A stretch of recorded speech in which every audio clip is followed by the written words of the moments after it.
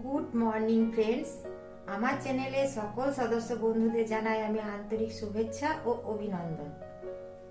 এখন বাজে সকাল 9টা। এখন থেকে আমি আমার ব্লগটা শুরু করছি। তো এখানে দেখো আমি সবুজ মটরটা সেদ্ধ করে রেখেছি, আর এখানে আমি আলুও কেটে রেখেছি। প্রেসার কুকারে আমি তেল দিয়েছি। প্রেসার কুকারের মধ্যে আমি ঘুগনিটা করব। আগে সেদ্ধ করে প্রেসার কুকারটা ধুয়ে আমি চাপিয়ে দিয়েছি। আর এখানে দেখো আমি আদা জিরে কাঁচা লঙ্কা বেটে রেখেছি, এর থেকে 1 চামচ দিয়ে দেবো। আমি এটা পুরো নিরামিষ রান্না করব। এই যে এখানে আমি আলুগুলো দিয়ে ভেজে নিচ্ছি।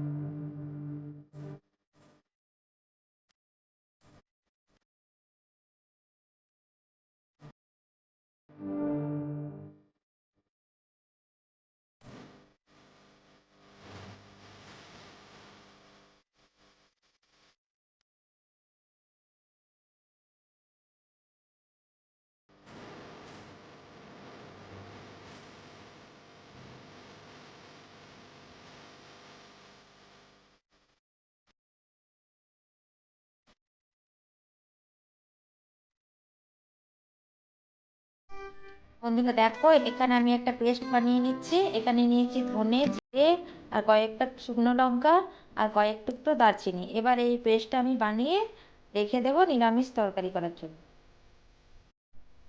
তো বন্ধুরা দেখো, আমার ঘুগনি রেডি। আমি কালারের জন্য একটু কাশ্মীরি লঙ্কার গুঁড়ো দিয়ে দিলাম, আর ঘুগনিতে টেস্ট বাড়ানোর জন্য আমি কয়েক টুকরো পনির দিয়ে দিলাম। এবার আমি একটু ফুটিয়ে এটা নামিয়ে নেব। আমার তৈরি হয়ে গেল নিরামিষ ঘুগনি।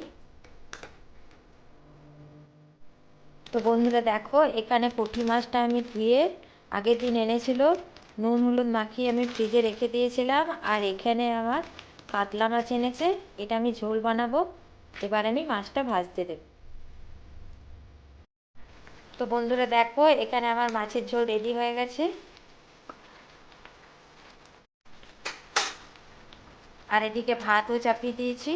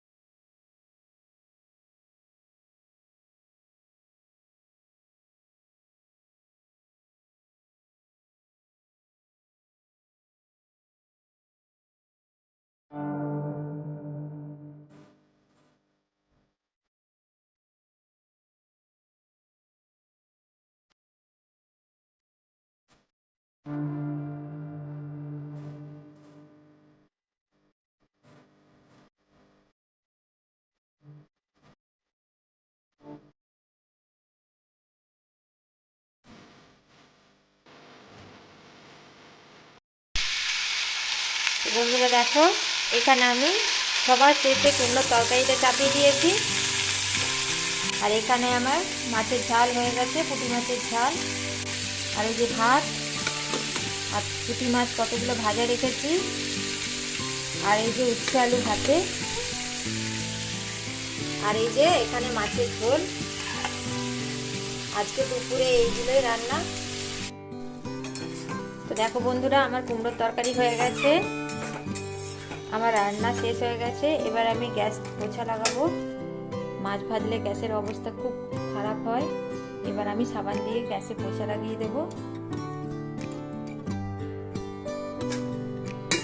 আজকের ভিডিও আমি এখানেই শেষ করছি। ভালো থাকবেন, সুস্থ থাকবেন, ধন্যবাদ।